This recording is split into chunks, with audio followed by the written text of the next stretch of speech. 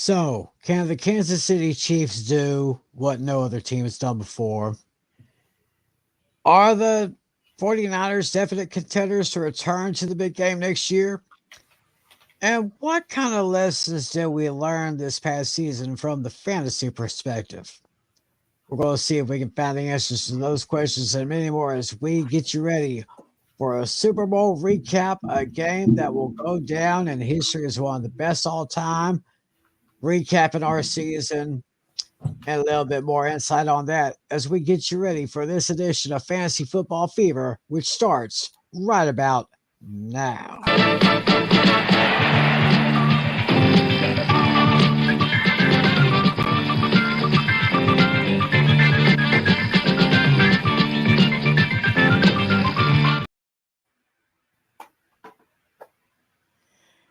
And hello, everyone. Welcome to another edition of Fantasy Football Fever. It is Friday night, February 16th, 2024. I don't know about you, but I am kind of still recovering from what happened this past Sunday. I mean, I'm telling you, people. Uh, well, first, before I get too much into it, I got to say hello to my buddies here. Mr. John Flan, the host of Hooked on Sports. Hello.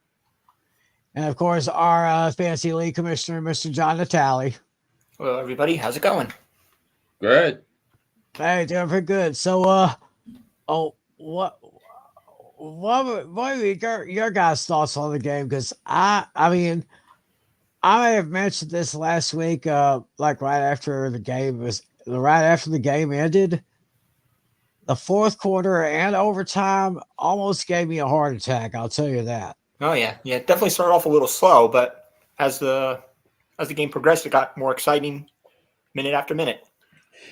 I felt there was some excitement in the first half as well, but it was just that both teams made a lot of mistakes early on, because I think you're talking about the fumble on the 49ers first possession, and then a couple of missed blocks then the missed block by Noah Gray that led to a fumble and a turnover. And the infamous the now infamous Travis Kelce yelling directly in the face of Andy Reid, what were your guys' thoughts about that moment in real time? Yeah.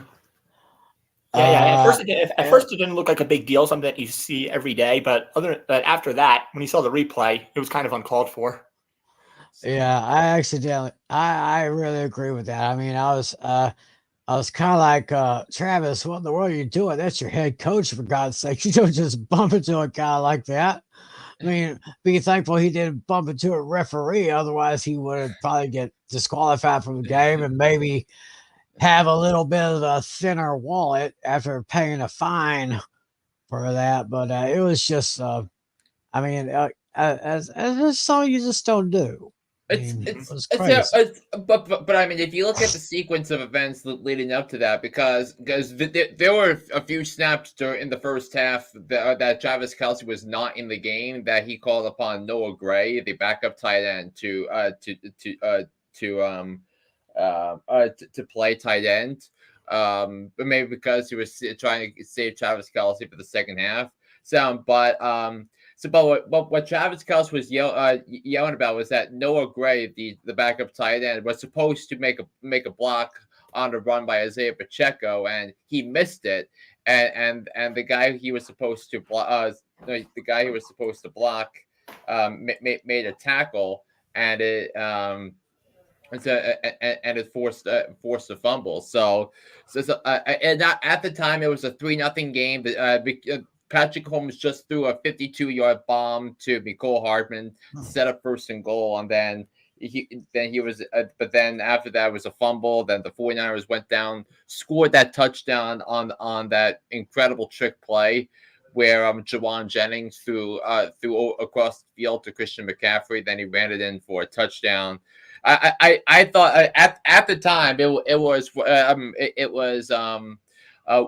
one of the best trick plays the NFL has ever seen, but unfortunately it's a lot smaller now because the 49ers lost. So yeah, man, that trick play was that was a stroke of genius right there.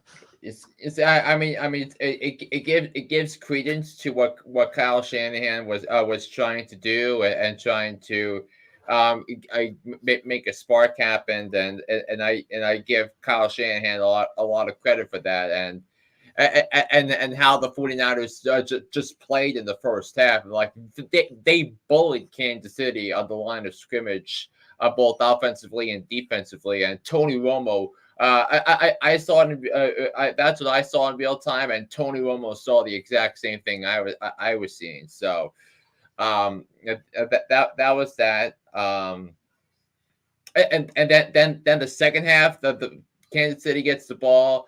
The first snap of the second half was a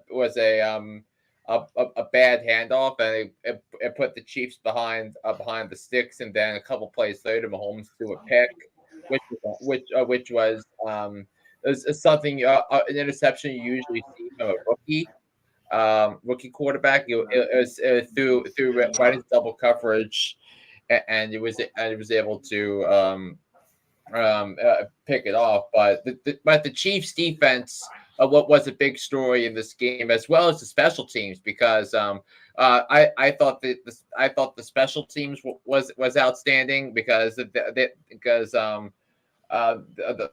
punting was great. Harrison Butker made 2 field goals from 50+ yards. He came up so clutch in the big moments as he's had his entire NFL career, and in his NFL postseason career, and he was just able to do his part. And then the muffed punt in the third quarter was a gigantic deal, and I think that the right thing to do was be aggressive right away, and that's what Mahomes did, finding Marquez Valdez Scantling for a touchdown that gave Kansas City its first lead after being down 10-0. We'll get into the comeback, the 10-point comeback in Mahomes in a little bit, but then it became a completely different ball game, that one where the offenses ruled for the rest of the game. You had the 49ers responded with a great touchdown drive led by Brock Purdy. Then the Chiefs responded with a field goal. Then Niners go kick a field goal. Kansas City gets the ball with 2 minutes left. They go down the field and give Harrison Butker a chip shot to send the game to overtime. And then the second game ever, the second Super Bowl game ever to go to overtime, the first playoff game ever with the new rules that were instituted 2 years ago after the infamous 13 seconds with the Bills and the Chiefs. It's but we had never seen an overtime game with those rules before. So if you had won the toss, would you have elected to go first or second? Oh yeah, absolutely. You would have defer. Yeah, but it's like starting a whole new game. Right. Yeah. Right. I mean, everyone's pretty much saying that it probably was a mistake for Kyle Shanahan to go ahead and take the ball to start the overtime period. Yeah. So I mean, you could. I mean, I think what thing Shanahan was thinking was that if both teams get the same results on their first possession in overtime, they would get the ball. And all they need is a field goal to win the game. So. Right. But I think the reason why it was a mistake because the 49ers because once Steve Spagnuolo adjusted his blitzes to go after the weaknesses of the 49ers offensive line, then it was all bets are off for Brock Purdy on third downs. And by the way, the 49ers were 3 of 12 on third downs. The Chiefs were 9 of 19 on third downs. Brock Purdy was not good against the blitz. And Chris Jones disrupted he even though he didn't have, I don't think he had a sack in the game on Super Bowl Sunday, but he generated a lot of pressures in that game, and he had the pressure on 3rd and 4 inside the Chiefs 10-yard line to disrupt that play, and and forced the 49ers to kick a field goal. And also spot where Jake Moody, and by the way, Jake Moody missing that extra point was huge. Yes. Because instead of it being a 4-point game, it turned to be a 3-point game, and all the Chiefs needed at the end of regulation was to kick the field goal to send the game to overtime instead of scoring the touchdown to win the game. Yeah, I'll say one thing right here. Watching the overtime, it was pretty exciting, but it was down to when the Chiefs had the ball with like 2 minutes left. Then they were moving down the field. Mahomes did that big time run. And then there's like 30 seconds left in the game. The clock is kicking down. The Chiefs have 2 timeouts. I'm just going crazy thinking, why isn't Andy Reid calling a timeout? He's got 2 left. I mean, I was just saying, oh my gosh, they're going to run out of time. What if this play doesn't get off? What if it doesn't go correctly? But somehow, some way, Mahomes found Mecole Hardman for what was the game-winning touchdown. But did you notice the same thing I did? When he caught the touchdown, I think there was 3 seconds left in the game. I mean, I wasn't sure about that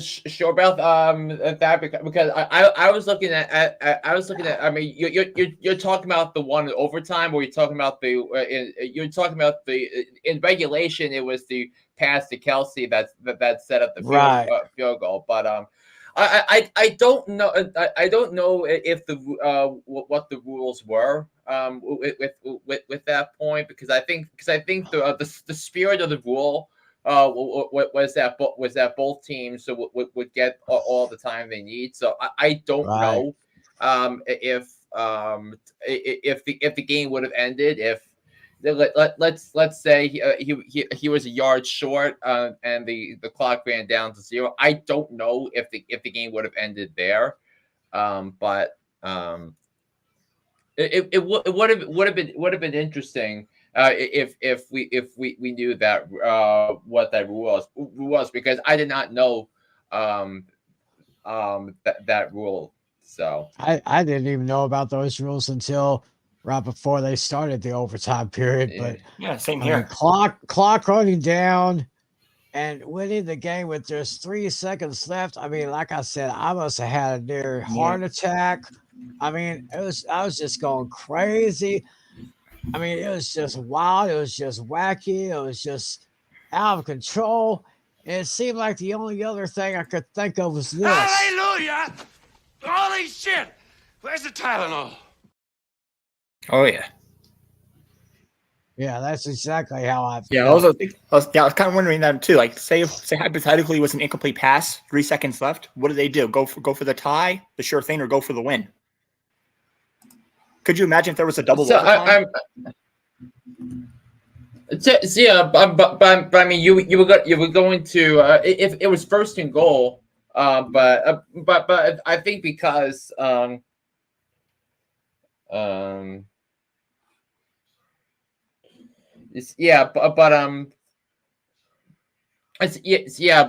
the rules were. I actually have it here. Unlike the regular season, the Chiefs' first overtime possession would have continued until it ended in either a score or a turnover. So, so the clock would, so the game would not have been over had the Chiefs run out of time on that play. So it just would have been a new quarter. Oh, okay. Yes. So I think that's why they weren't rushing. Right. Mm-hmm. Yeah. So, but that was kind of the spirit of the rule, because I think when the competition committee considered how they were going to change that rule to reflect this the spirit of the game. And this was not about like the 2-minute drill, because it's a playoff game. You don't want to feel decided on clock management when you already had to figure that out over a 60-minute period. It wasn't fair to them. Now, if it was a regular season game, it would have been a lot different, because if the clock expired at overtime with a tie score, the game would have ended in a tie. Mhm. Yeah. Well, Yeah, but Well. yeah, but nonetheless, man, 3-time Super Bowl MVP, the two already 3-time Super Bowl winning quarterback already at age 28, and in all three of his Super Bowl wins, Patrick Mahomes overcame a 10-point deficit, 10+ point deficit. Absolutely incredible. Well, I was thinking maybe we could just go ahead and take a look at some of the numbers from this past Sunday's awesome game. Again, the Chiefs win 25-22 in overtime in one of the greatest finishes in Super Bowl history, maybe in the entire history of the NFL. Looking at the passing numbers, for the Niners, Brock Purdy did very, very well. Went 23 of 38 for 255 yards. Threw one touchdown, no interceptions. He was only sacked once for a loss of 4 yards. Patrick Mahomes, again, the MVP with some MVP numbers, 34 of 46 for 333 yards, 2 touchdowns, 1 interception. Yeah, and in the second half in overtime, he threw for 210 yards in the second half in overtime. Second half in overtime alone. And he was sacked 3 times, but only lost 8 yards in the process on that one right there. So well deserved for Patrick Mahomes. Looking at the rushing numbers, McCaffrey, run CMC, had 22 carries for 80 yards. His longest rush was 11. Brock Purdy helped his own cause with 3 rushes for 12 yards. Elijah Mitchell, 2 rushes for 8. Deebo Samuel actually had 3 rushes for 8 yards. And Kyle Juszczyk. Juszczyk. Good night. Yeah, Silent J. Okay. He got 1 run for 2 yards there. It's because they were doing a lot of end around runs. Because Shanahan does that all the time. Oh yeah. Then on the other side, Mahomes had 9 rushes for 66 yards. Isaiah Pacheco carried the ball 18 times to run for 59 yards. Rashee Rice had 2 runs for 5 yards.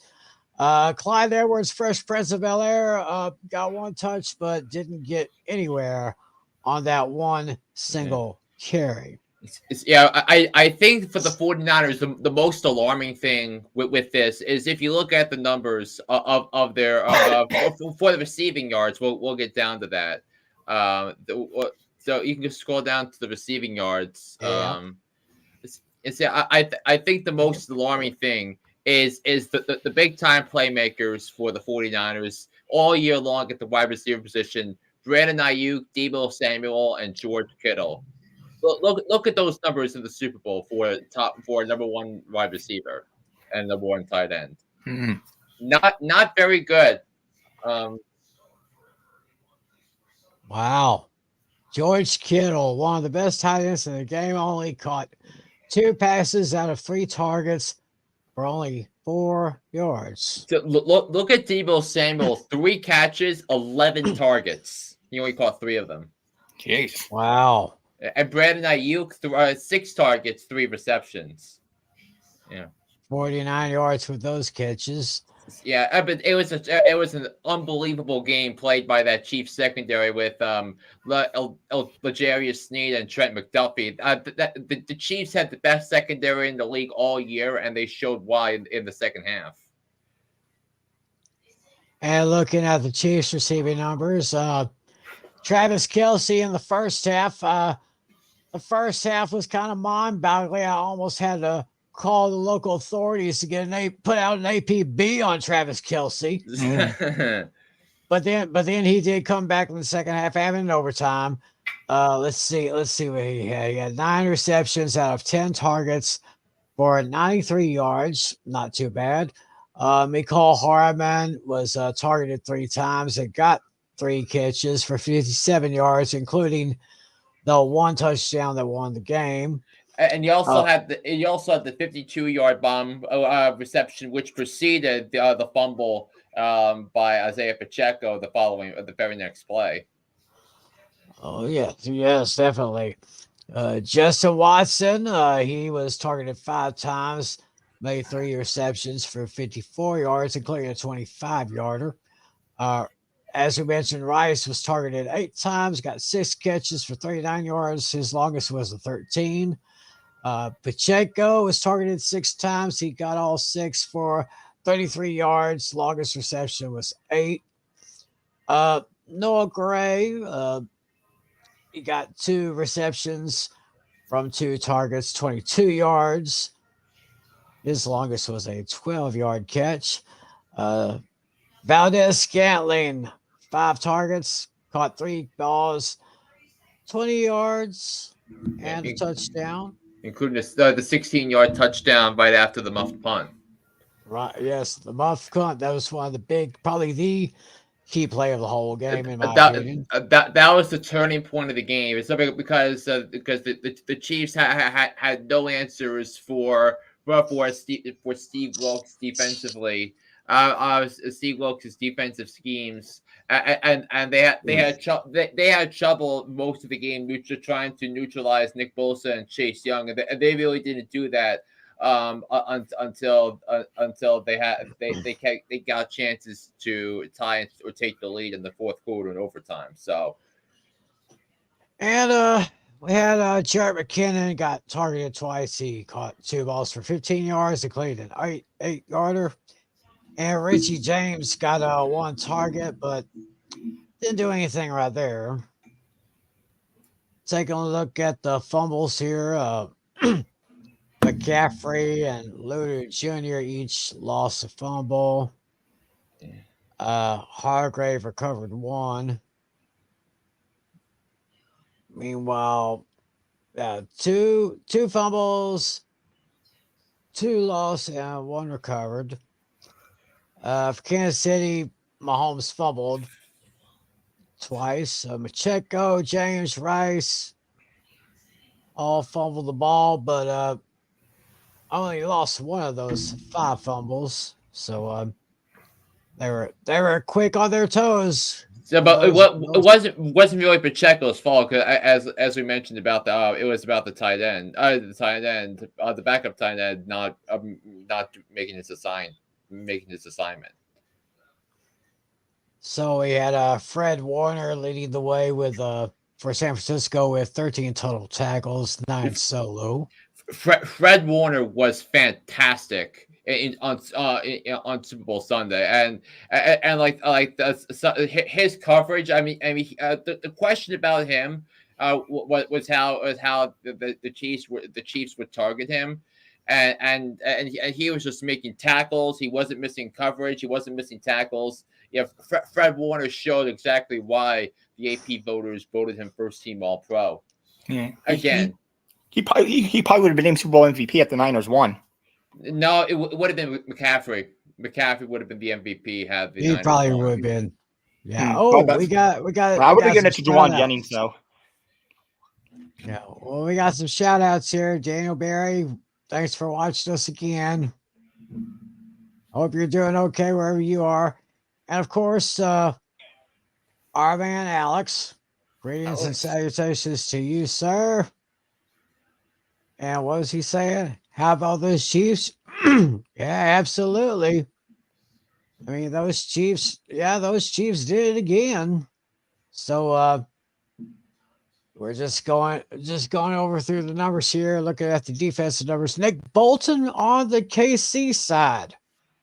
13 total tackles, had 5 solo, and he had 1 tackle for a loss, which is not too bad. For let's see who got the sacks for San Francisco. There's Armstead, Hargrave, Chase Young. Yeah, two of the 3 players who made sacks weren't on the team last year. Javon Hargrave, remember, was a big free agent signing. That the 49ers got him from the Eagles in free agency, and then the 49ers traded for Chase Young at the trade deadline. So that was great work by John Lynch. So by bolstering the depth of that defensive line, they were flying around the first half of that Super Bowl.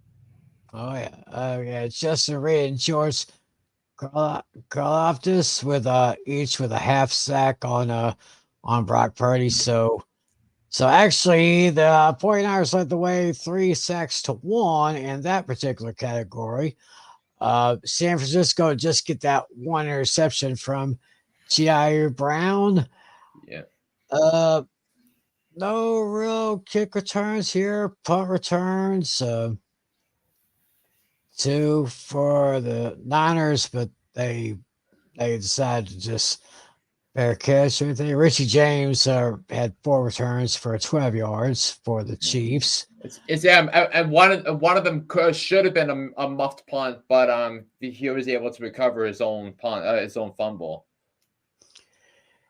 And now, speaking of the kicking, you had one who set a new Super Bowl record for the longest field goal with the 55-yarder. That was Jake Moody. And then just later on, I mean, you would think it would happen like a year or so. No, it happened later that night. Harrison Butker for the Chiefs. He would break Moody's record by 2 on that one, 57 yards on that one. They were both perfect on their field goal kickings. So that 57-yarder, I wasn't sure if he was going to make it because it was a line drive field goal, and you typically don't kick line drives for field goals from that distance, but for some reason Butker did that, and had the Butker missed that kick, the Niners would have gotten ball just outside of Chiefs territory. So that was a big moment in that game that I don't want to go unnoticed. Right. And it seemed like the trajectory of the ball, as soon as he kicked it, it didn't go like high or something. It just went a little bit like this here, kind of stretch out, didn't really have the height, but obviously it did have the distance. So Harrison Butker now holds the Super Bowl record for the longest field goal with 57 yards. 5 punts for Wisnowski for San Francisco, and Tommy Townsend had 5 punts for the Chiefs there. So and they averaged, each of them averaged 50.8 yards per punt. But both of them were really good. Yeah, both of them were. So that's basically how the numbers stacked up as far as the Super Bowl is concerned. Yeah. So once again, congratulations to the Chiefs. Yeah, And, it's unbelievable. The first repeat Super Bowl champion in 19 years, and the Chiefs are now officially an NFL dynasty. Which, yeah, I mean, I would definitely agree. And do you guys also agree that this was maybe the hardest run to a championship ever in the NFL, given what the Chiefs had to go up against in terms of the opponent, in terms of the conditions, And in terms of their season, when they had all those drop passes and those penalties and getting through those stuff, but that is what great teams do. And I guess some people are probably thinking the same way I am about those Chiefs. They're probably thinking the same way I am. Now, if you want to crown them, then crown their ass. But they are who we thought they were, and we let them off the hook. Oh. Yeah, isn't it amazing that we have that, and I think also to put things in perspective, which I know you didn't see earlier, but here were the last 3 drives by Patrick Mahomes and the Chiefs toward the Super Bowl. So after the 49ers took the lead, down by 3, 12 plays, 69 yards, 5.5 minutes field goal. After the Niners kicked another field goal, 11 plays, 64 yards, less than 2 minutes to kick a field goal to send the game to overtime. And then the last play of the game, last possession of the game, 13 plays, 75 yards. It took up nearly 7 minutes of play time. And you also remember that Mahomes had to convert a 4th and 1 from his own 35-yard line just to continue the game. and he did that. A couple of big scrambles on 3rd and 4th downs for Mahomes resulted in first downs. So Right. Yeah, and then when I saw that what was it, the blocked extra point? yeah.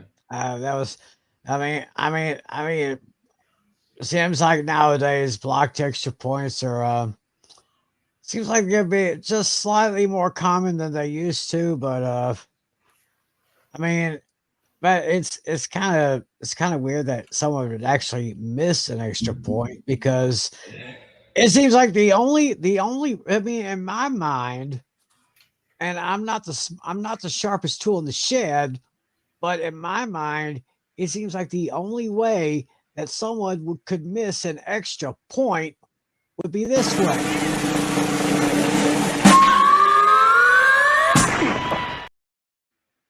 Oh, jeez. But it happens. It happens, and that's the way things go. I mean, but that you got to do what you got to do when you have to take advantage of those moments. You know. Hello? You play to win the game. Yep. That's basically the yin and the yang of it. Yeah, another thing I took away was that that Super Bowl win. I'd say I think that those are the moments that Patrick Mahomes and Chris Jones became Hall of Famers. Oh yeah.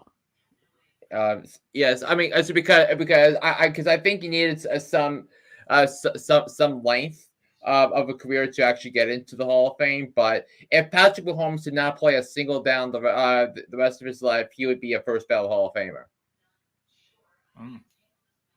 I would definitely agree.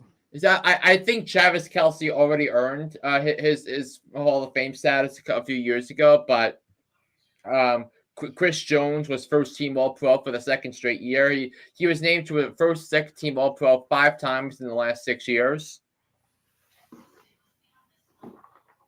And I saw it. I think it was on the Get Up or First Take on Monday morning, day after the game, and they put Patrick Mahomes' name up among some legendary players who, like in their first 7 years in their respective sports, had 3 championships and at least 2 MVP awards.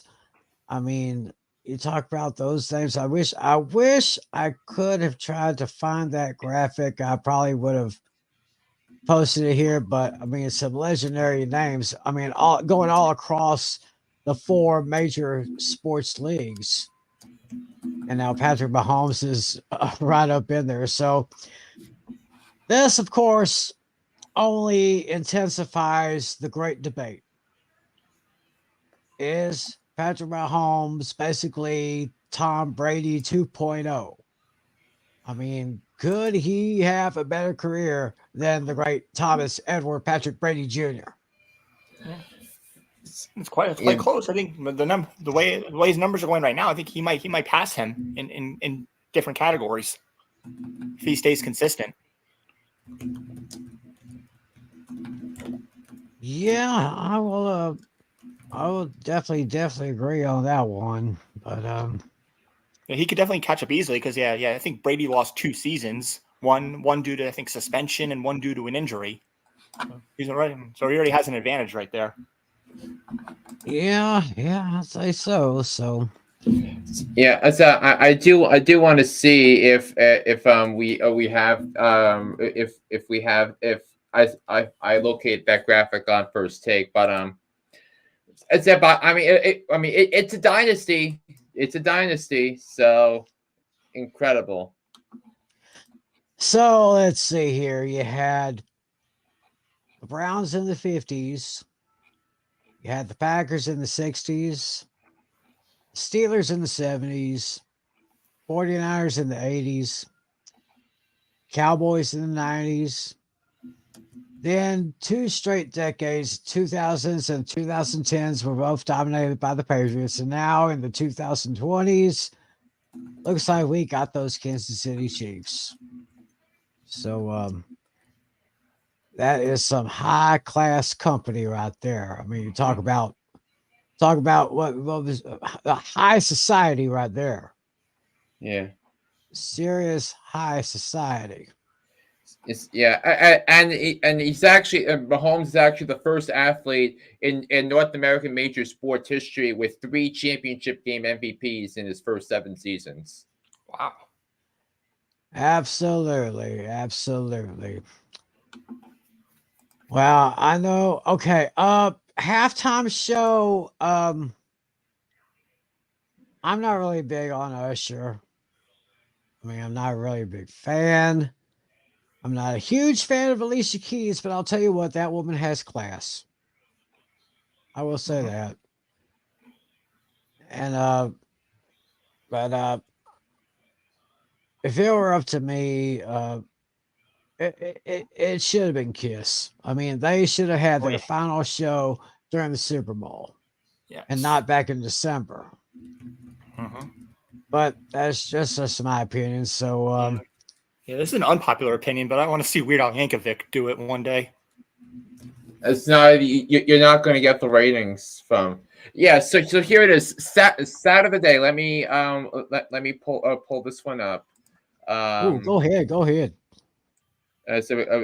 Because I have that up right here. So, in the 4 main North American pro sports, only 7 players have 3 championships and 2 league MVPs in their first 7 seasons, joining Larry Bird, Bill Russell, Mickey Mantle, Stan Musial, Joe DiMaggio, Guy LaFleur, and now Patrick Mahomes. As I was saying before, high society. Yeah. I mean, you're talking about the cream of the crop right there. Yeah. Because we can do all those accolades. Also, in games when showing by 7 or more points in the playoffs, so Tom Brady was 10-11 in his career. Patrick Mahomes is 9-2. 9-2 when trailing by 7 points in a playoff game. Wow. Yeah. And I think one of the things you asked at the start of the podcast was, where did the San Francisco 49ers go from here? Because they fired Steve Wilkes, which I thought was mind blowing because I just view him. They just view him as a scapegoat because Shanahan wanted to blame somebody, and I don't agree with the decision to fire Steve Wilkes because he held a Mahomes-led offense to less than 20 points in regulation. Yeah, I agree with what you say. I think that decision to let him go was a little bit too hasty.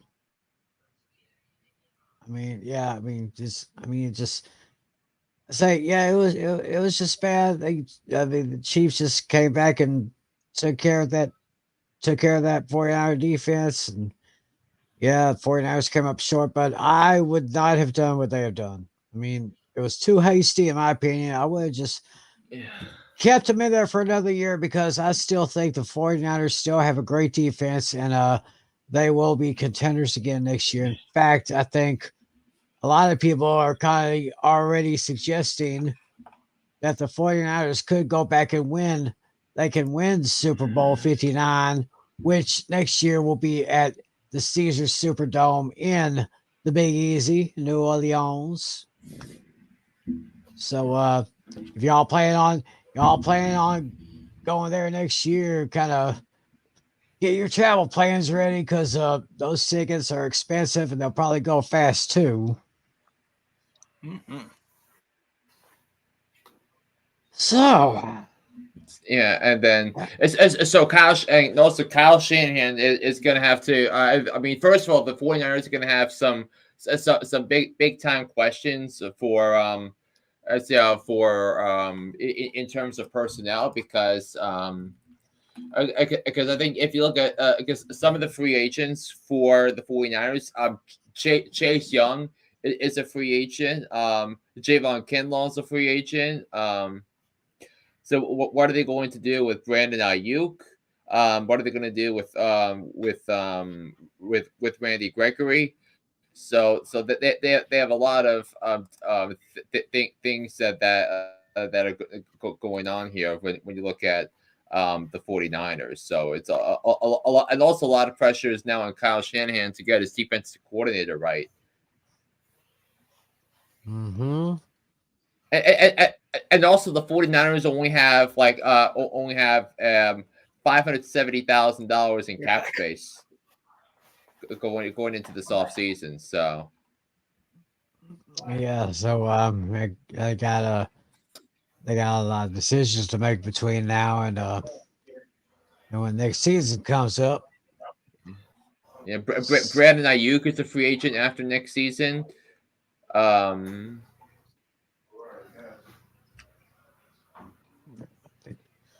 think rather I haven't really had a chance to really had a chance to look at some of the free agents that are about to enter their final year or their next last year, but something to think about. Yeah, but we will be doing that on our next podcast coming up in a few weeks.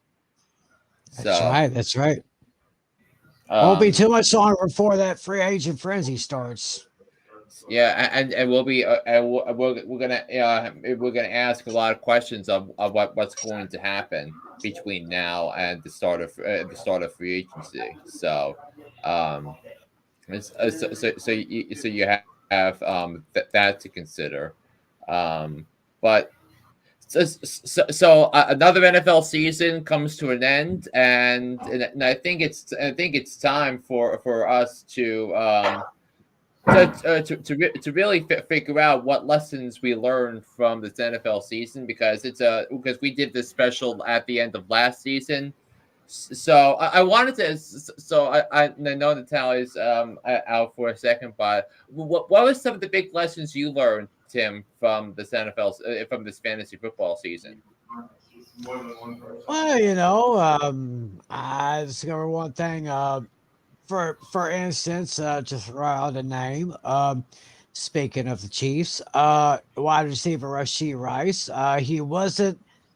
He was kind of low on the radar at the beginning of the season, but he quickly developed into one of the best rookie tight ends in the AFC. He was my dark horse. Well, he's a wide receiver. The wide receiver, I meant to say. Yeah. He was my dark horse candidate for offensive rookie of the year for the AFC. So I guess if you can get a bargain in fantasy, I mean, like no risk, no reward, but I guess it was high reward for Rashee Rice. So it was crazy because regarding stacking up my bench, one of my strategies was because look, you have Mahomes, you have Kelsey. Well, Mahomes is going to have to throw to somebody, right? Because at the start of the season, we were thinking Sky Moore. At the start of the season, remember, we all were thinking Kadarius Toney, but now Kadarius Toney is going to be a next member of the Kansas City Chiefs at the end of in a couple of weeks. But Rashee Rice's name never really entered my mind. So, but he came up big. He stepped up in a big way, and was a big reason why the Chiefs were able to hold off. I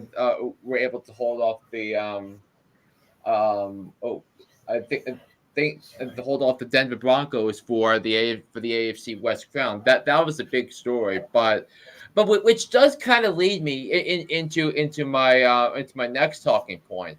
Is that a quarterback is only as good as his team around him in fantasy. So because if you take a look at this list right here were the top 10 quarterbacks in fantasy in 2023. We start with Josh Allen, who had a great offensive line. Jalen Hurts, he had the best offensive line in the league, and the Eagles just kept doing the tush push at the 1 yard line because that was an automatic touchdown. Dak Prescott had CeeDee Lamb, Brandon Cooks. I think Brandon Cooks coming over to the Cowboys, I said at the time was going to be a big deal here when you looked at Dak Prescott. Lamar Jackson, the MVP, finished in fourth, but he averaged a little bit more points per game than Dak because Lamar rested week 18 because the Ravens had nothing to play for. And look who finished number 5 this season in the fantasy quarterback rankings. Would you look at that?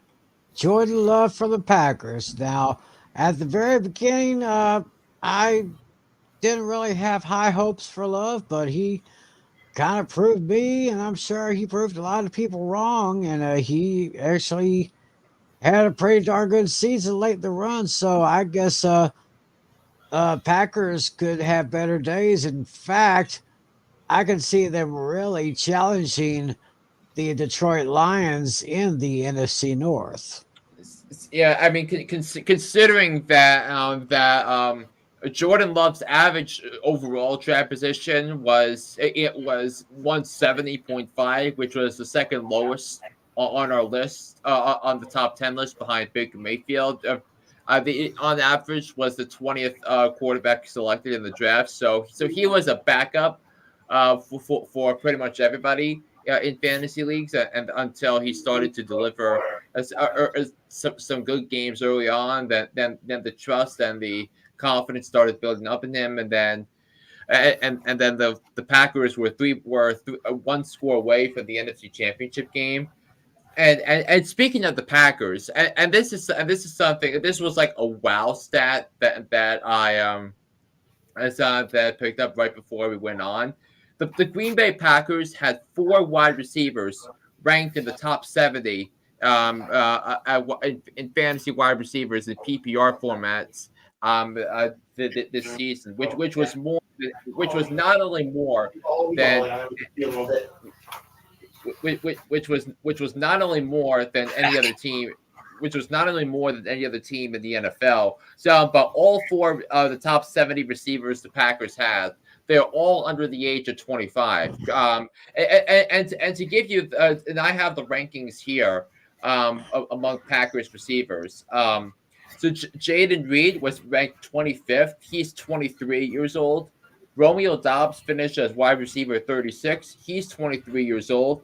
Dontavian Wicks, who had the big game against the Bears week 18 to clinch a playoff spot, he ranked as the 58th wide receiver in fantasy this season, but he's 22 years old. He was the Packers' 5th round pick, and Christian Watson was ranked number 68 because he missed the last 5 weeks of the season due to injury. He's 24 years old, and all 4 wide receivers had big games throughout the course of the season for the Packers. And Jaden Reed had 7 games with 15 or more points in PPR formats. Romeo Doubs had 5. Dontavian Wicks had his first 20-plus point performance in Week 18. And Christian Watson, in the 2 weeks before he got hurt, each of those 2 weeks, it was Thanksgiving against the Lions, and then the following week, Sunday Night Football against the Chiefs, 20-plus points in each of them. He is 24 years old. And these were all Brian Gutekunst's draft picks in the last 2 years, and all 4 have been pretty good. So the Green Bay Packers are very much in a position to be a Super Bowl contender next year. Oh, I would definitely agree with that. Yeah, and also looking further down this list, you got Brock Purdy. Well, I mean, Brock Purdy was the same boat, but he had more better skill players around him, and Brock Purdy was top 5 for league MVP.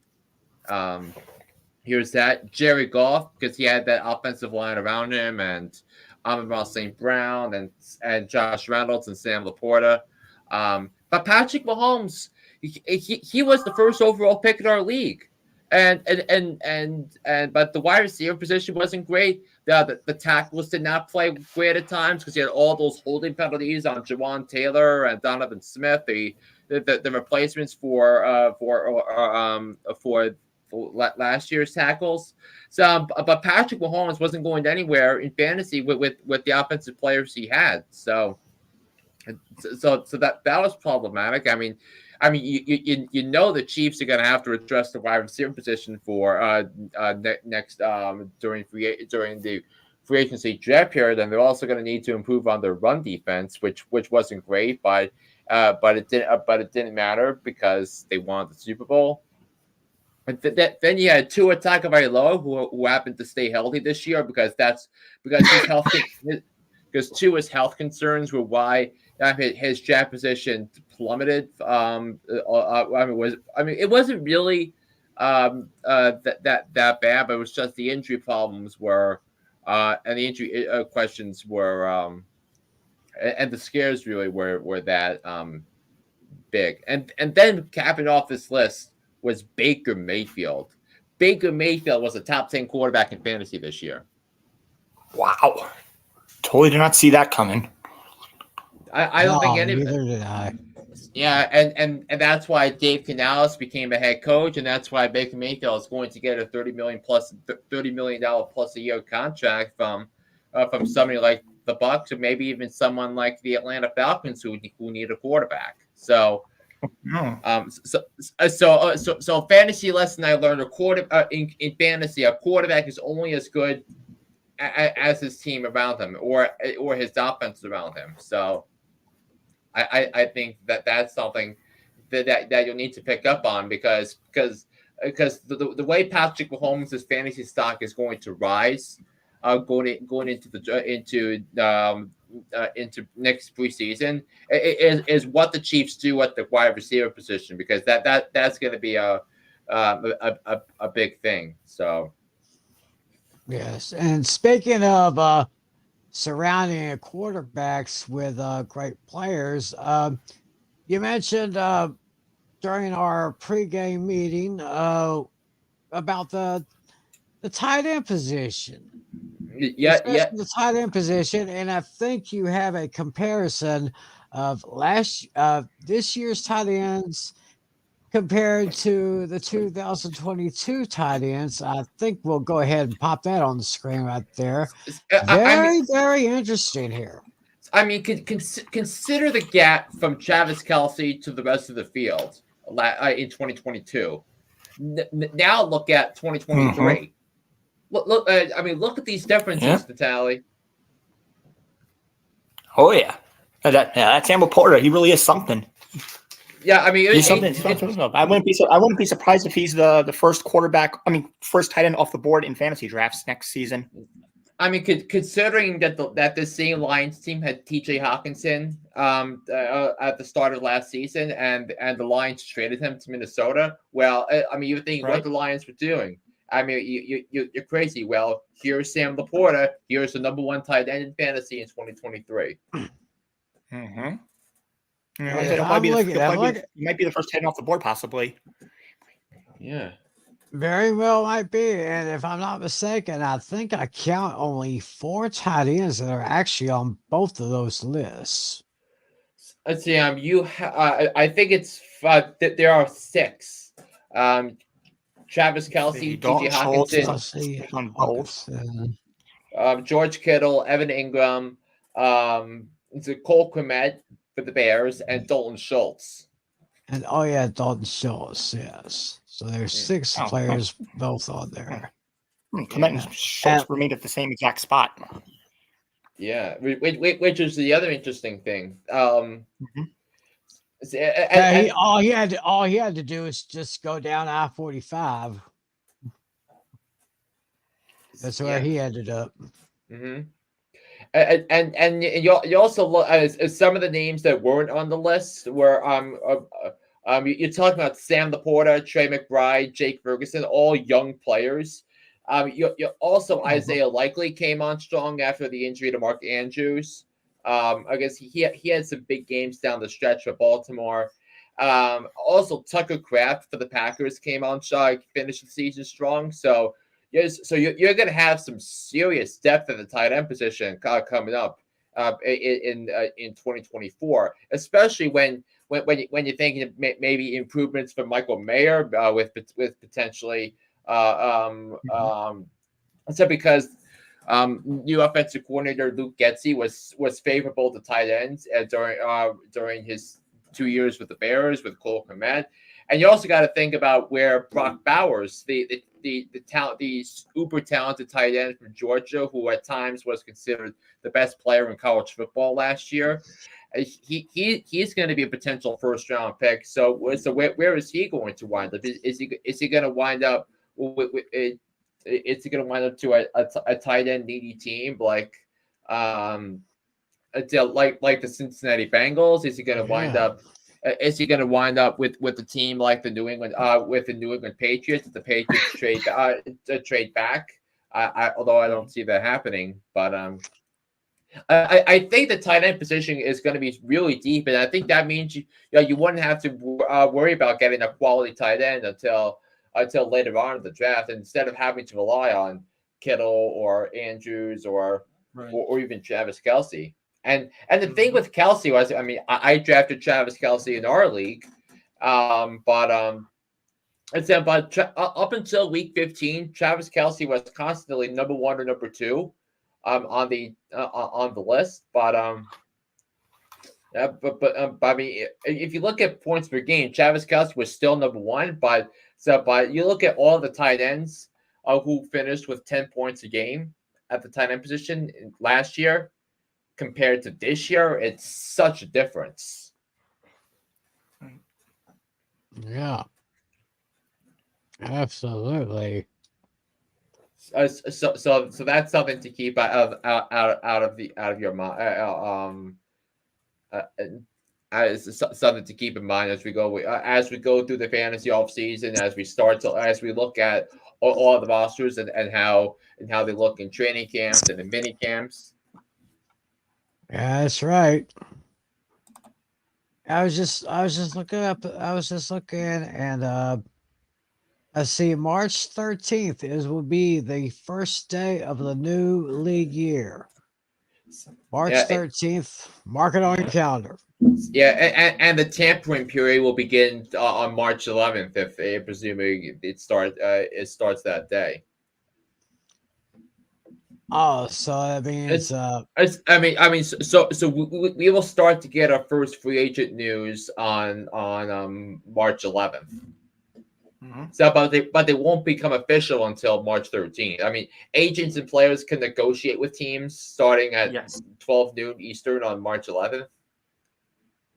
Yeah. I have a little calendar right here.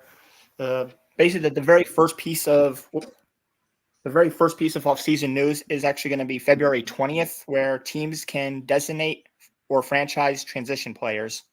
Yes. Yeah, I mean, I have a little list right there. Yeah, and I did hear that the Cincinnati Bengals are planning on franchise tagging T. Higgins. Interesting. Because now, I know that the Cowboys will not be able to franchise tag Dak Prescott. So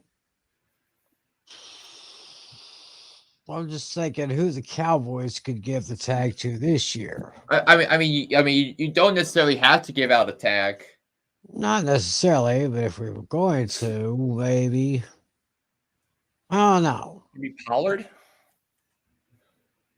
Well, he's a free agent to be.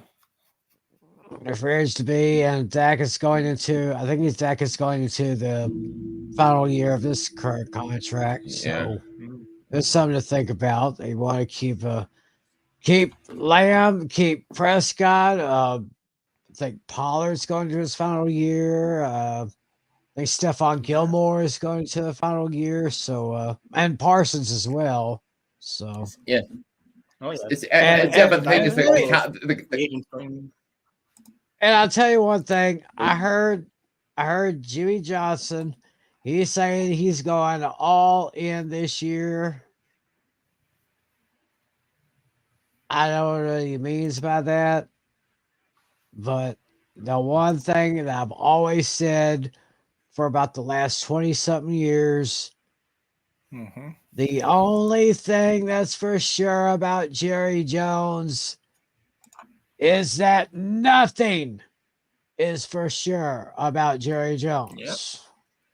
Yeah, but here's the thing with the Cowboys, because Dak Prescott's cap hit next year is $59.5 million. Right. The last year of his contract. So I don't know. I mean, with the NFC East, that now when you look at what the Philadelphia Eagles have done with their coordinators, get upgrading from Brian Johnson to Kellen Moore and upgrading from Sean Desai and Matt Patricia to Vic Fangio, I think both of those are big wins for the Philadelphia Eagles, and that puts the Eagles in prime position to win the NFC East next year, unless the Giants have a magnificent offseason, which I mean we don't know if that's going to happen. And of course, talking about defensive coordinators, Cowboys let go of Dan Quinn. He's now the new head coach in Washington, but the Cowboys did get Mike Zimmer. Yeah, I do think that's a strong hire. Strong hire. He was the defensive coordinator for the Cowboys back in the late 90s and early 2000s. And of course, had a great head coaching career in Minnesota. So bringing Mike Zimmer back to the Cowboys, I think that was a good call. Yeah.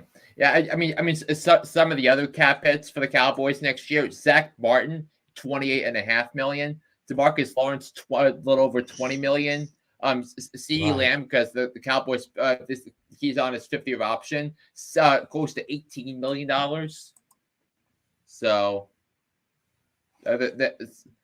so it's not going to be easy for the Cowboys, and I think the only way the Cowboys are going to be able to repeat as champions is if they hit on their draft picks and have immediate impact.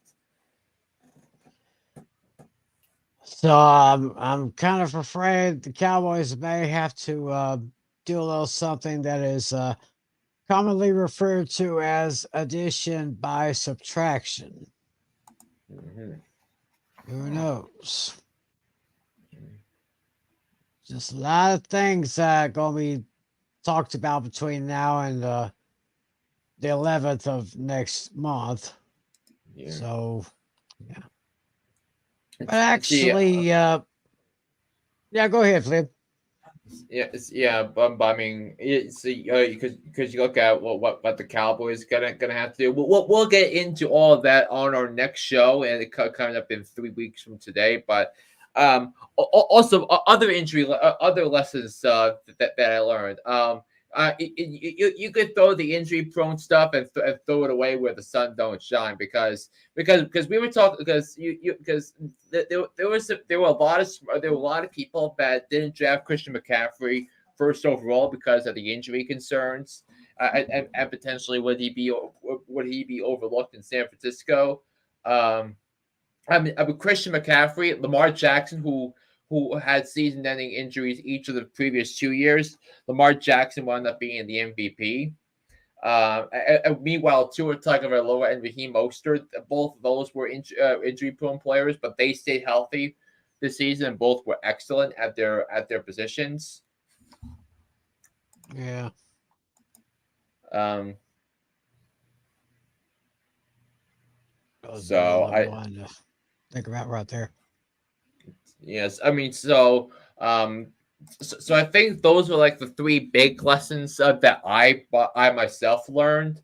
I said quarterback's only as good as the team around him. You can get some great value at the tight end position late in your draft next year. Yeah. Also, this is a brilliant comment. It's ironic that we talked about Jamar Chase and Justin Jefferson. Both of them got hurt, while Christian McCaffrey didn't. So, but that is actually a brilliant comment. Very, very. Mm. Hey, John, how you doing? Welcome. Thanks for watching us. Very, very, very strong point you made right there, brother. Yeah. Chase Jefferson got hurt. Christian McCaffrey stayed healthy, and I guess that's how it went. Yeah, most especially. But I'm going to be keeping an eye on both Chase and Jefferson coming up in the next season. See how well they do.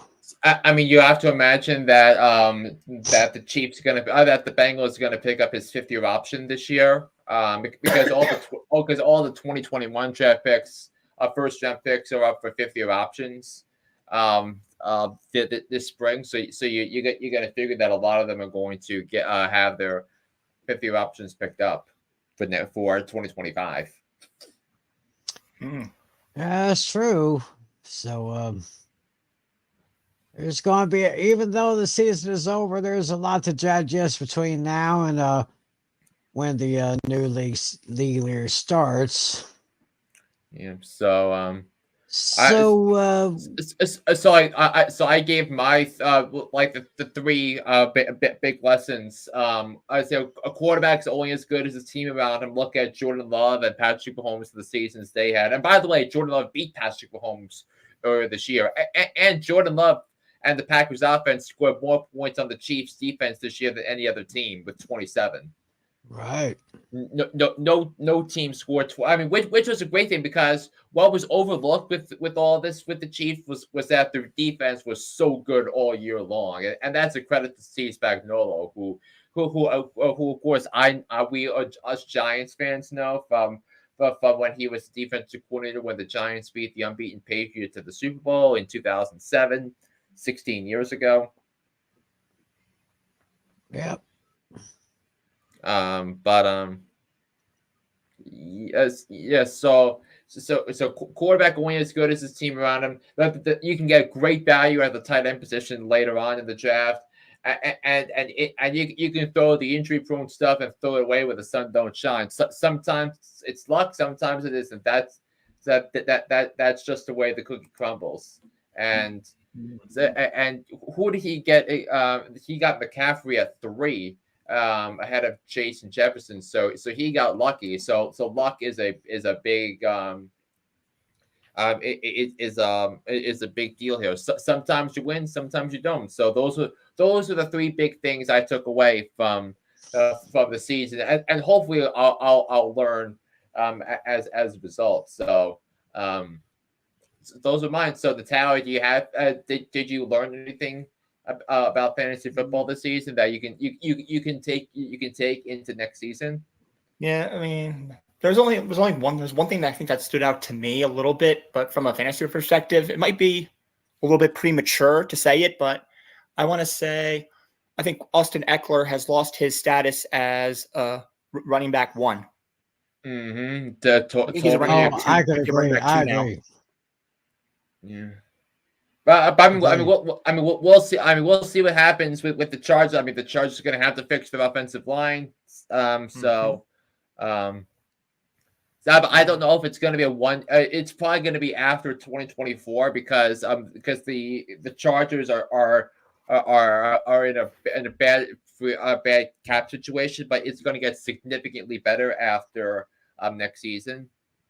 Oh yeah. I also came up with at the very last minute a trivia question, Super Bowl related. Oh, hold on. Oh, I'm not sure if you guys came up with one. I just came up with one at the last minute. Well, I kind of came up with one yesterday. Yeah. I don't have any, so I'm good. All right, because, well, for one thing, Flynn will probably know the answer to my question. I just want to see if Natalie can see if he remembers the answer to this one. So, sure. Okay, my question is pretty much simple. Before this past Sunday night, who had the NFL record for the longest field goal in the Super Bowl? Jeez. I'm trying to remember what his name. I'm between 2 people. Wait a minute. So is that I because I know the year or the distance. I don't remember the kicker. Right. I want to say I can't recall if he played in the Super Bowl. He might have. Sebastian Janikowski. I was also thinking possibly Adam Vinatieri also. So you're kind of torn between Janikowski and Vinatieri. Yeah, I mean, I want to say Sebastian, whatever his name is, but for some reason now Adam Vinatieri is sticking out. I'm just gonna I'm gonna win it. I might be second guessing myself, but I'm gonna go with Adam Vinatieri. Yeah, it's I don't remember the name.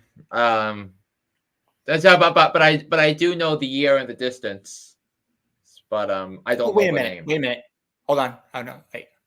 It was some guy from the Bills now. I think I'm standing out to me. I remember they mentioned some Buffalo guy. Yes. All right, I'll give myself half a point. Some guy from the Buffalo Bills. Yeah, a 54-yard field goal in Super Bowl 28 against Dallas. Kelly. I think his name was Kelly. Kelly or something like that. It was like. Oh, wait a minute. Norwood. Was it Norwood? No, no, because it wasn't Norwood. Because remember, he was the one that missed against the Giants a few years earlier. I think his name was like Stu or Stan, something like that. I don't know the last name.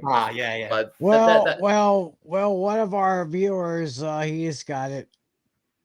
Steve Christie. Steve Christie. Yeah. I think I have the information here, and it was Steve Christie 54-yard field goal to tie the game at 3 in the first quarter. Super Bowl 28. Super Bowl 28, which was in Miami, Atlanta. It was the Georgia Dome in Atlanta. Yeah, the Georgia Dome. That was when Emmitt Smith was the MVP of that game. So and I think the Bills were up at halftime, and then James Washington returned the fumble for a touchdown. Yes. And I also saw something earlier in the week that Troy Aikman had a concussion going into that game. I think he did because he had a concussion in the regular season that year, and so the Cowboys had to bring in their backup quarterback at the time, who at the time was Jason Garrett.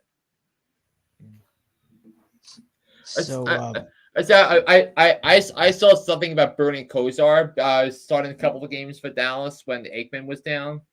Yes, he did. And the Cowboys got him it was a little like 24 hours after Kosar got released from the Browns. Yeah. So Natalie, what question do you got?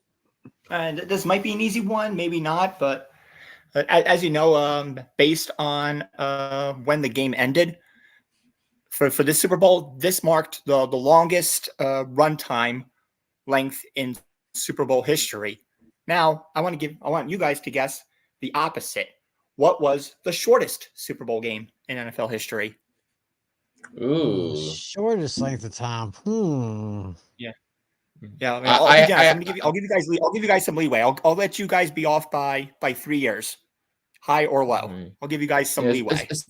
So it feels like a low score, or it feels like one of those low scoring Super Bowls of the 70s, Tim. I was thinking Super Bowl VI between the wasn't it the Dolphins just to and clarify, the Cowboys? I don't mean shortest as in the score. I meant shortest as in how long the game lasted. Right. So like a 3-hour game or less than 3 hours? Yes. Yes. Just to clarify that. I'm not talking about the score. I'm just talking about the runtime. Yeah. So my thinking is my thinking was Miami and Washington in Super Bowl VII because there were only 3 scores that game. Because I think it was 2 touchdowns. It was like 14-0 before Gary Premian's infamous mistake, which gave Washington its only points in that game. So I'm going to go with Super Bowl VII between Miami and Washington. Super Bowl VII. Okay. What are you thinking, Tim? I was thinking, I want to say Super Bowl VI. Super Bowl VI was in 72. That was Super Bowl VI between the Dolphins and the Cowboys. This might be a shocker, but both of you are way off. It says on here, the shortest Super Bowl was 3 hours and 14 minutes long. It occurred during the Super Bowl that actually was played on February 7th, 2010. Really? Between Indy and New Orleans? Mm. Mm-hmm. Yeah, apparently said it was only 3 hours and 14 minutes. Okay. Yeah, I just did a quick Google search. Shortest Super Bowl game. Wow. Yeah, let me see here. Looking on Wikipedia, it said it was 2010. That would be that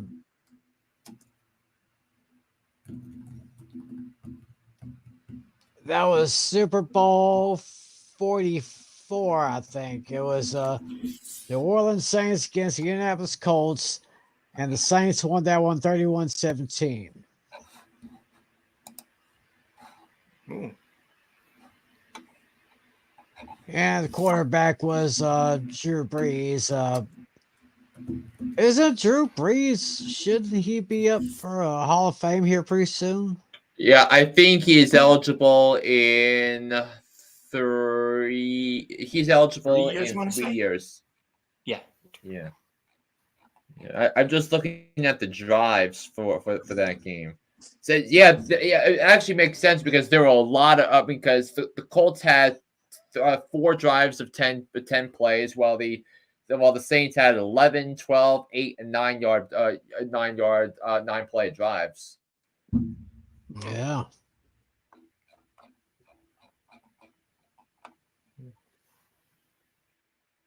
So yeah.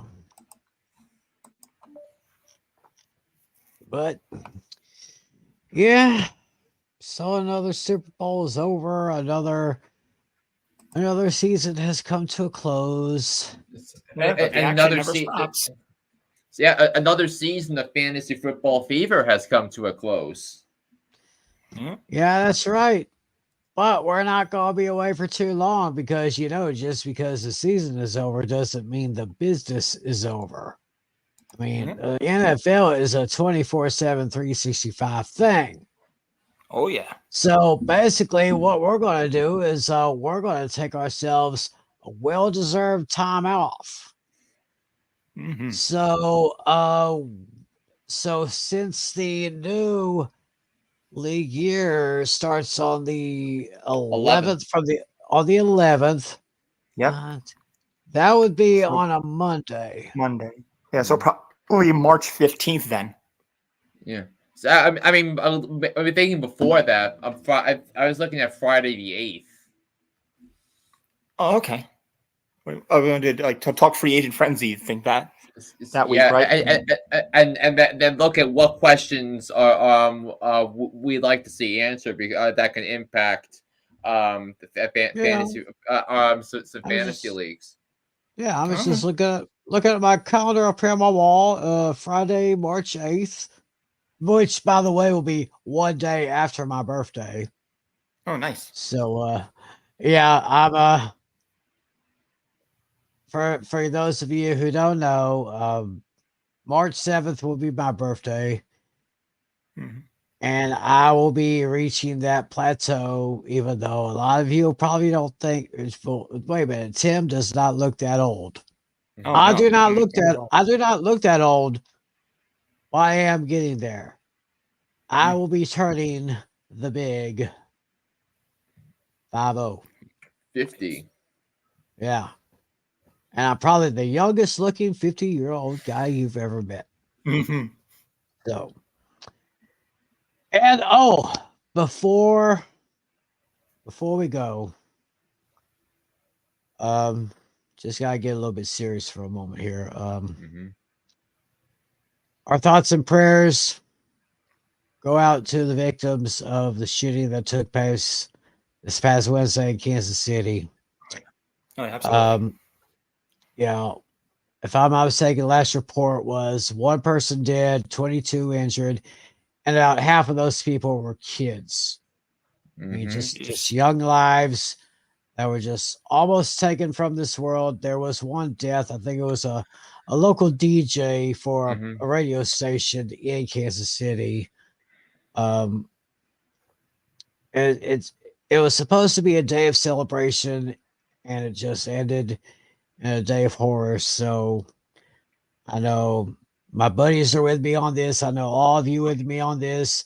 Sending our support, sending our prayers to everyone in Kansas City, everyone that was affected. We stand with you. Of course, I'm a Chiefs fan, my number 2 team.